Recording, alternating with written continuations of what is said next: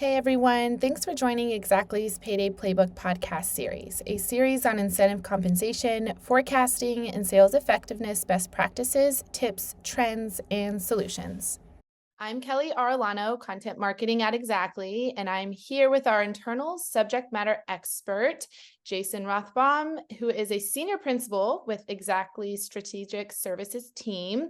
Jason's been doing effective design for over 20 years, including compensation plan, design, quota, allocation, territory management, and job role definitions, all of that. Jason started off with Alexander Group, then moved on to Deloitte, consulting on their sales force effectiveness and practice. He then worked in-house running sales, ops, and compensation teams at Charter Communications at Deco and Sonic Healthcare. He came to Xactly almost 7 years ago to start that in-house practice. So for today's episode, it's all about forecasting enterprise sales with AI. So Jason, AI is obviously taking the world by storm. I'd Mhm. love to start off with, what is wrong with the current methods of forecasting and how is AI helping? It it's almost as if we're moving from the dark ages to the modern age in one step. There was no Middle Ages. The for enterprise specifically, when you look at the way that it was done, you look at something like I'm going to use random numbers here, a $1 million deal, and you look at something like that, and it's in the pipeline, and you want to either include it in the forecast because there's a high probability of it closing, or you don't want to include it. You run the numbers and let's pick 50%. Okay, well, the dark ages would say we take the $1 million deal, multiply it by 50%, therefore our forecast is $500,000. There is no situation, there's no reality where that deal is going to come in at 500. It's either going to be 0 or 1 million. The reason that this matters for enterprise more than, let's say, more transactional sales is because those deals tend to be fewer and larger. They're big deals. So when a deal comes in, it's going to be a big deal, and you can't just put it in on a probability weighted basis. It has to either be yes or no. And it's going to make a massive difference on the forecast when you do something like that. Now, there have been a lot of ways to window dress it. They've used a lot of um, hardcore statistics, but the main engines to this day, unless they are being helped with AI, is they're probability adjusted. And then you got to go and talk about how the probability is decided. And for the vast majority of legacy forecasting tools out there, that is really gut based. It's based on the rep's gut feeling. And you look at the historical deal close velocity, customer verticals, time of the year. There's data available that can certainly help, but you look at it and you're just most of the time taking the rep sentiment in the CRM. And I'll be honest, I have worked with companies where it's really much more accurate than the numbers I was crunching. Um, Another way you can refine that is by looking at deal stages. And as it goes from stage 1 to stage 2 to stage 3, the probability increases. But that's just, you know, a pig in another dress. You're looking at something and you're saying, okay, as it moves through the stages, I'm assigning a random probability that increases, and it's still a probability weighted forecast. Okay, and as the deal closes, as the deal approaches close, you've now weighted it in your forecast, a larger amount. Well, yeah, but that doesn't really help me. The Before we move on, AI is not a silver bullet, but it definitely offers a more accurate way of looking at assigning a probability to a deal and then choosing whether to include it in the forecast or to discard it completely. Okay, understood. So if I'm listening to this, what's coming to mind is what then is a better way of forecasting, a better method. All right. Um, so I'm not going to go deep into the logic behind AI, but there's let's picture a huge database full of all of these indicators on past deals. And you have some of the obvious ones like the vertical, the region, the rep skill set, all of these things. But you can also include other things that you wouldn't normally include just because they would take too much time to crunch. You can include things like their social media presence, their investments, some of their financial information that you could pull in and include into the database, this huge trough of data. Now, what was one of the biggest limiting factors in the past, even with an automated system, is there's just a lot of data, and there's a massive amount, and you can't go through all of that data to find one glove that fits everyone. If you try doing that, you're going to be flummoxed. You're going to be completely out of sorts trying to figure out what's a good forecasting tool, and you're going to end up just doing something simple. But with AI can take the place of a dedicated team of analysts and go through and look at every single deal and look at those deals individually to find out which of the indicators has the highest correlation for prediction. So I can find, oh gosh, let's say I'm looking at the potential sale in New York City of a security camera. I can go through a massive trove of data and find for an individual deal that it is the crime rate on that block, it is the size of the company being guarded, and the price of apples. Completely random things that have had an incredible ability to forecast deals like this in the past. AI can go in and then look at the deals in the past and find the ones that fit this particular deal the best.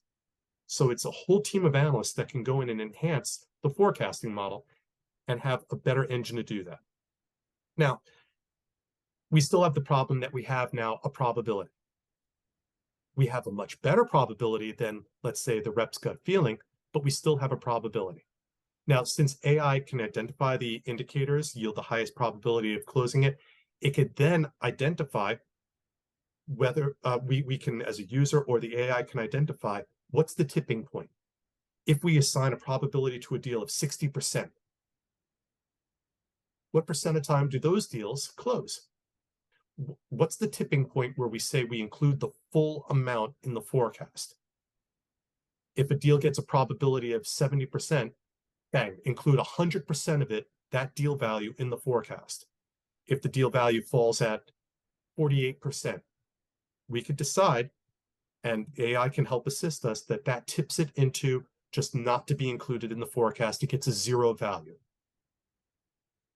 So we can then do those types of things with AI and leverage it even more for the company. So now we've got a more accurate forecast for enterprise.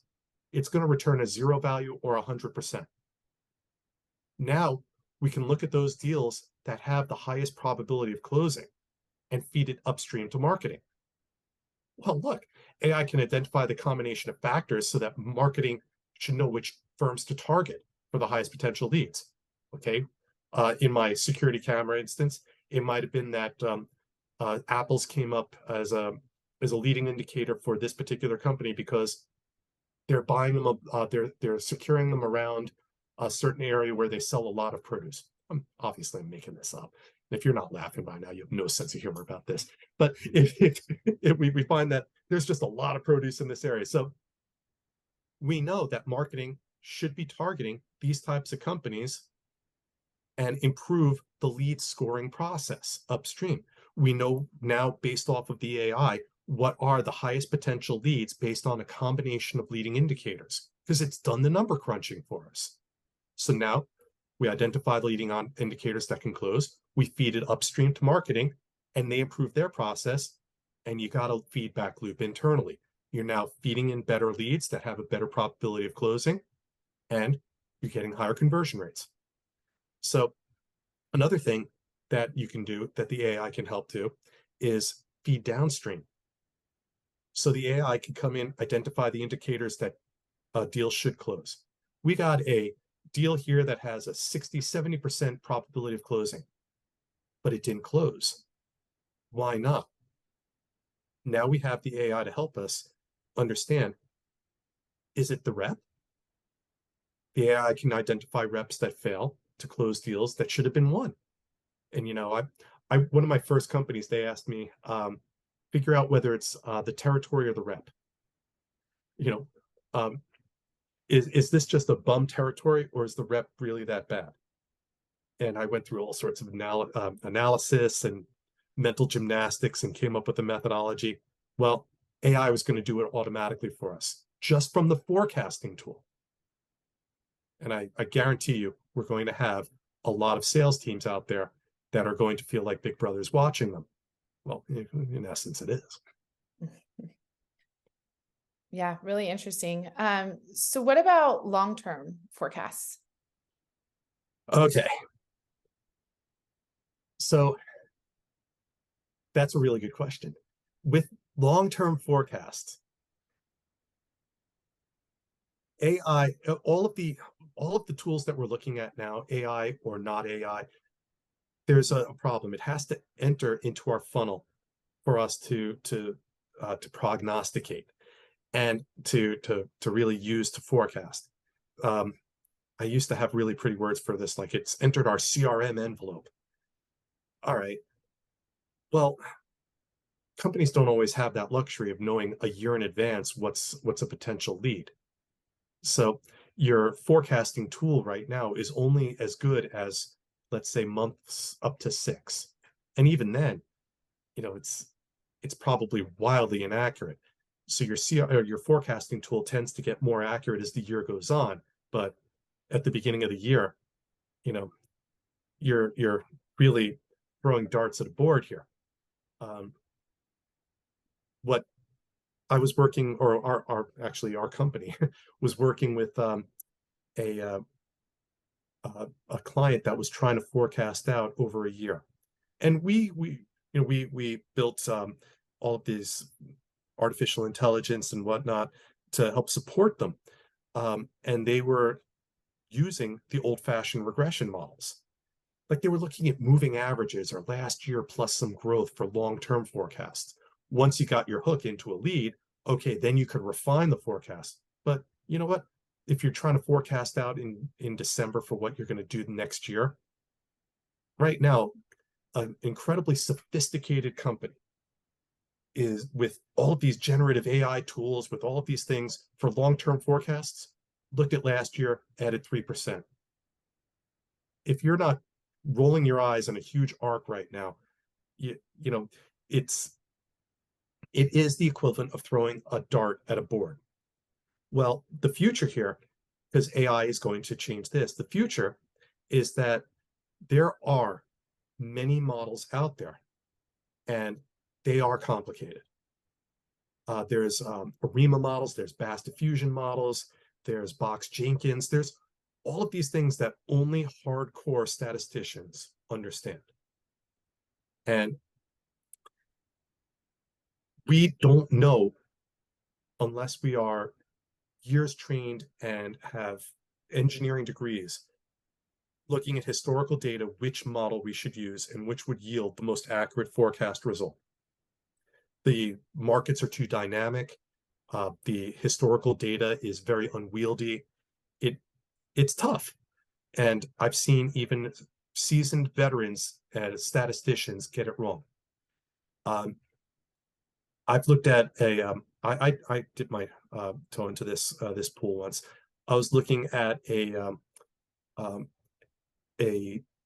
company that issued new product every year, and it was a design company, and the design would be launched, and then you'd have this huge uptick in people buying it, and then it would slowly decline over time. And at the bottom end, the company of the as demand would fall and fall and fall, the company would then issue a new design, and people would uptick, and you'd have a huge hill. If you look at a standard regression model, that's just going to be a straight line. It's going to be in the middle of the hill. Well, that's not a really good fit. You want something that's going to forecast the whole hill and have the seasonality in there. All right. AI would know. based off the data, based off the historical way that the company did it, that it's not going to be a RIMA, it's not going to be vector autoregression, it's not going to be decomposition. That's a fast diffusion model. I recognize that. That's the best fit of all the standard models that can be out there. Well, AI is going to be able to crunch the numbers and use that type of model based off of best fit, because AI can do best fit, and it could calculate every point in the year what the revenue should be for this company. It'll take into the seasonality. It'll take in the upward trending growth rate. It'll be able to do those things much more easily than we would with even with a team of statisticians. And that is going to be much more accurate forecast than a chicken playing checkers. The AI can look at our historical data, identify the best forecast model, and apply it. How do you envision AI will continue to improve forecasting? Oh, I think you don't know what you don't know. I'm not going to be able to say what HAL 9000 is going to do for us in the future, but I really do think that there's a lot of the core analysis and core data number crunching and data analysis that AI has the capability to do now. Just no one has done it. AI can identify best fit. Okay. AI can segment our customers in unique ways. If anyone listening has ever done territory planning, you know that there's all this k-means clustering of clients that you can do, this really heavy duty analysis. And used to take time, used to take a lot of trial and error. Well, if you're still doing it today, AI is going to replace you. Your job is going the way of the horsewhip industry.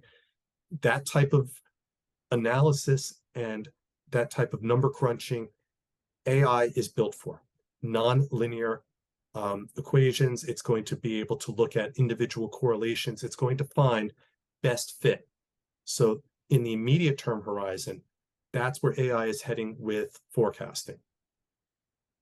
But in the longer term future, AI is going to take what we already know and apply it in a much better way.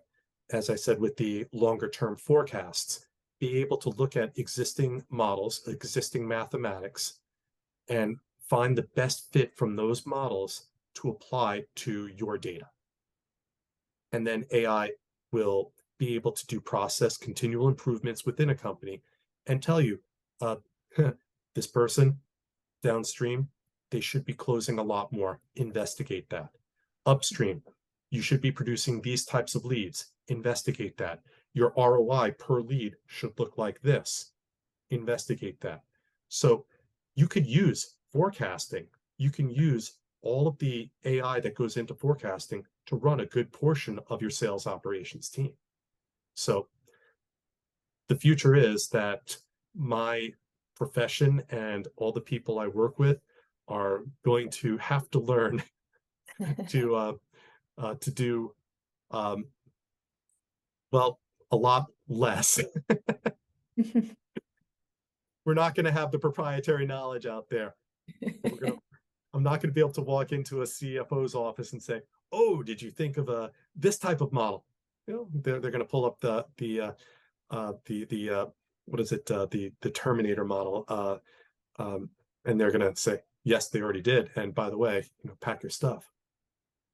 Well, hopefully we're far from there, and it's really nice to pick your I brain can on say it with a smile, even though most of the people are listening to this. I say it with a smile. All right. Thanks everyone for listening in. I'm Kelly Arlano along with Jason Rothbaum, and we thank you for your time today. At Xactly, we apply AI into our products to help our customers predict sales rep attrition, forecast revenue predictions, and much more. If you want to see our AI capabilities in action or hear more sales best practices, check us out at www.xactlycorp.com. Thanks, everyone.